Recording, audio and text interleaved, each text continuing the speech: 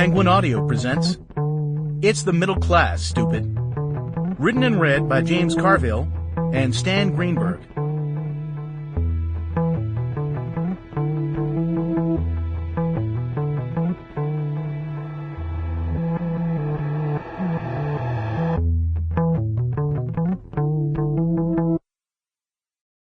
Chapter 1. We are writing this book because we failed, and that's not good enough. There's no other way to put it. We failed. It's as simple as that. Both of us spent a life focused on what's happening with working people and seeing them get a fair shake for a hard day's work, seeing them get a chance to move up the ladder and be honored. We put the middle class at the center of the world because you can't have an America without a middle class. Well, we failed, and we've got to do better, and that's why we are writing this book. You need to understand the Democratic Party and why people have been drawn to it over many decades and through so much of our history. Some joined because it was the party of working people that would stand up for the little guy against the big shots. Some joined because of race, and it was the party that tackled civil rights.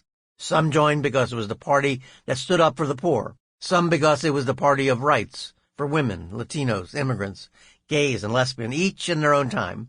This was a party tolerant of the country's growing diversity. Some joined because it was more supportive of abortion, some because of the environment and climate change, some because of spending on the arts or whatever. These are all good and important reasons to embrace the Democratic Party, but they're not what has animated us through all the years of struggle. Our passion for democratic politics began with race and racial equality. That shaped us like no other issue and upended the political world like no other. But, like Robert Kennedy, we quickly came to believe that our party would only succeed and have purpose if we put work values, hardworking people of whatever color at the center of our efforts. Given our country's history, that might take a lifetime. The two of us could not be more different. James is tall and bald.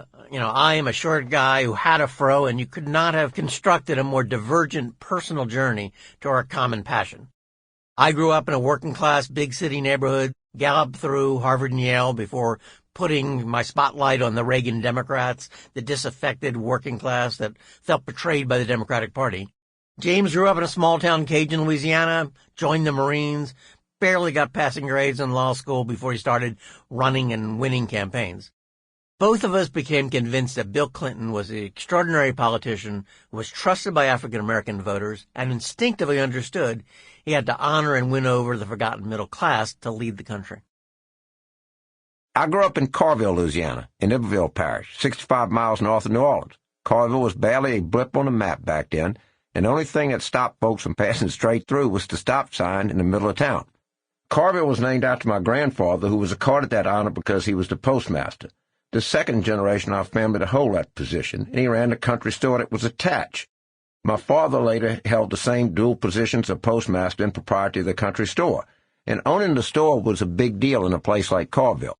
The store and the post office were adjacent to each other. If you wanted to buy a 3-cent stamp, which is what a first-class stamp cost for most of the 50s, it went up to 4 cents in 1959. My dad would say, "Fine, here's your stamp."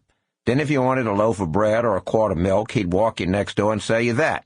My mama, Miss Nippy, worked selling encyclopedias door to door. They were hard-working people. My dad reckoned up 2 tills each night, one in the store and one in the post office. I think Washington got what was coming to it, and the Carville kids got the rest. My mom and dad could never make a lot of money when they had 8 kids going in and out of the store. We pretty much ate up everything they had. I helped myself to a lot more soft drink, candies, cookies, sandwiches than I did stamps. I didn't have much use for those. It's my guess that Carville was about 85% black, and for the first 10 years of my life it was segregated, and whites and blacks went about their business separately. It might have been hard for an outsider to figure out that Carville was divided along racial lines, because there weren't any facilities to segregate. My father, Chester, employed a black man in his store, something you never saw, and we never used racial slurs in my family on instruction from our parents.